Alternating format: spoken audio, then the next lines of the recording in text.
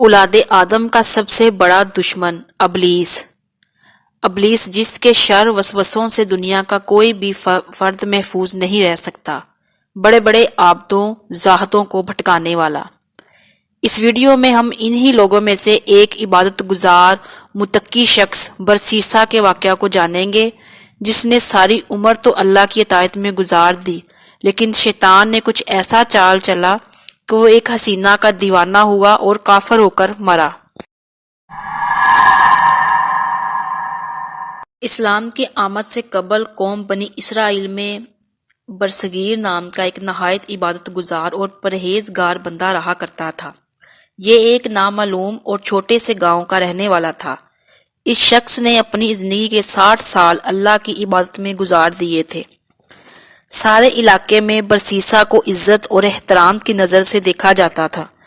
ایک مرتبہ وہاں کے علاقے میں 3 نوجوانوں کو جنگ پر جانے کی نوبت پیش آئی۔ ان تینوں کی ایک جوان اور خوبصورت بہن بھی تھی، لہٰذا وہ اپنی بہن کو اکیلا چھوڑ کر جانے پر رضامند نہ تھا۔ وہ جانتے تھے کہ کوئی ایسا شخص ہو جو ان کی غیر موجودگی میں ان کی بہن کی دیکھ بھال کرے، لہٰذا گاؤں والوں نے انہیں مشورہ دیا کہ تم اپنی بہن کو برسیسا کی سرپرستی میں چھوڑ جاؤ، کیونکہ وہ بہت متقی اور پرہیزگار ہے۔ اس مقصد کے لیے سب مل کر برسیسا کے پاس گئے اور اسے لڑکی کی رکھوالی پر رضامند کرنا چاہا۔ برسیسا نے یہ سارا ماجرا سن کر اپنی عبادت میں خلل اور دیگر پریشانیوں کے سبب انہیں انکار کر دیا، لیکن اس موقع پر شیطان نے برسیسا کے دل میں پہلا وسوسہ ڈالا۔ شیطان نے برسیسا کی نرم دلی سے فائدہ اٹھاتے ہوئے اسے سرگوشی کی کہ اگر یہ لوگ تمہاری طرح کوئی نیک آدمی نہ ڈھونڈ سکے اور اس لڑکی کو کسی غلط آدمی کے پاس چھوڑ گئے تو اس لڑکی کی زندگی خراب ہو سکتی ہے اور تم بھی اس میں برابر کے ذمہ دار ہوگے۔ برسیسا شیطان کے اس وسوسوں میں آ گیا اور اگلے ہی دن اس نے ان 3 نوجوانوں سے ان کی بہن کی رکھوالی کی ذمہ داری قبول کر لی۔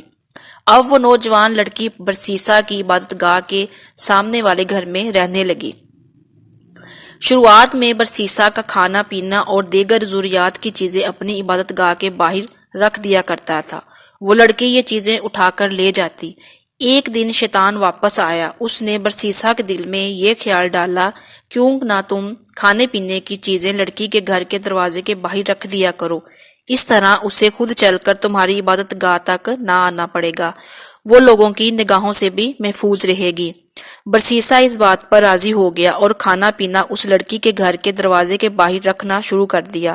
کچھ دن بعد شیطان دوبارہ برسیسا کے پاس آیا اور اسے کہا، کیوں نہ تم یہ کھانا لڑکی کے گھر کے اندر رکھایا کرو، کیونکہ اس طرح وہ باہر نکلنے اور دروازہ کھولنے کی زحمت سے بچ جائے گی۔ برسیسا کو شیطان کی یہ بات بھی بھلی محسوس ہوئی۔ اس نے کھانا پینا اس لڑکی کے گھر کے اندر رکھنا شروع کر دیا۔ کچھ عرصہ گزرا، شیطان دوبارہ واپس آیا۔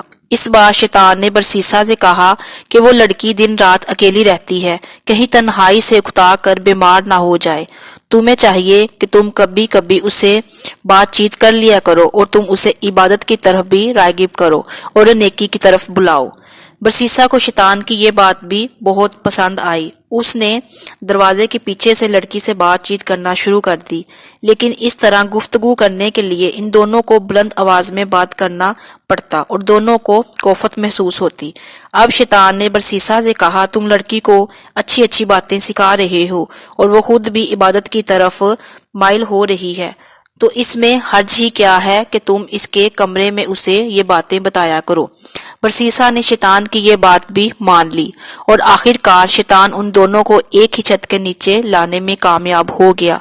کچھ ہی دن اسی طرح نیکی کی باتیں کرنے میں گزر گئے اور پھر ان دونوں کے درمیان آتش عشق بھڑکنے لگی۔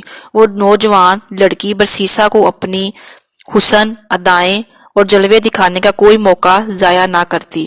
ادھر برسیسا کی نگاہیں بھی لڑکی کے حسن سے نہ ہٹتی۔ یوں چیزیں بگڑتی چلی گئی اور یہ دونوں زنا کاری کے عمل میں مبتلا ہو گئے۔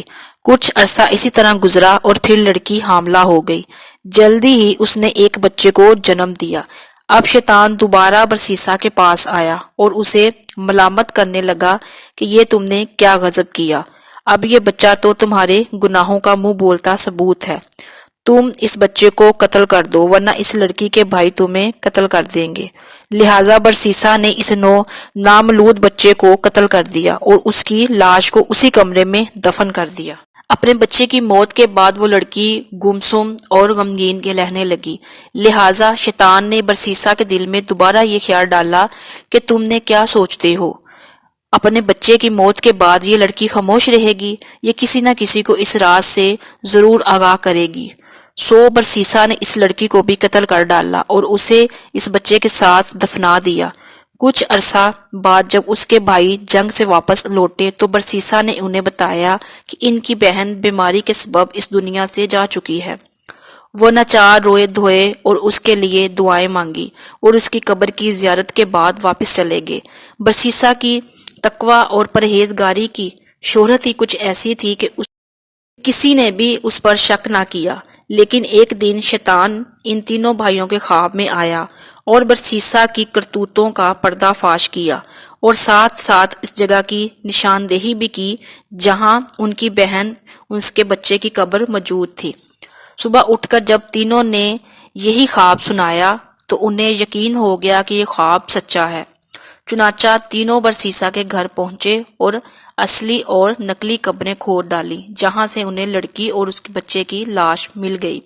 اب یہ تینوں غضبناک ہوئے، برسیسا کو پکڑ کر سزا دلوانے کے لیے بادشاہ کے پاس لے گئے۔ برسیسا جانتا تھا کہ اب اسے کم از کم موت کی سزا ملے گی۔ شیطان اب آخری مرتبہ برسیسا کے سامنے آیا اور اب اسے برسیسا کو اپنی اصلیت سے آگاہ کر دیا اور یہ مشورہ دیا کہ اگر وہ اس سزائے موت سے بچنا چاہتا ہے تو شیطان کو اپنا آقا سمجھ کر سجدہ کرے۔ برسیسا نے موت کے ڈر سے یہ عمل بھی انجام دے دیا اور شیطان کو سجدہ کر بیٹھا۔ شیطان نے برسیسا سے کہا کہ میرا تم سے کوئی تعلق نہیں ہے، میں تو اللہ سے ڈرتا ہوں جو تمام جہانوں کا رب ہے۔ یہ کہہ کر شیطان چلتا بنا اور برسیسا کو پتھر مار مار کر قتل کرنے کی سزا سنائی گئی۔ اس طرح ہی بنی اسرائیل کا یہ راہب عبادت گزار کفر کی حالت میں مرا۔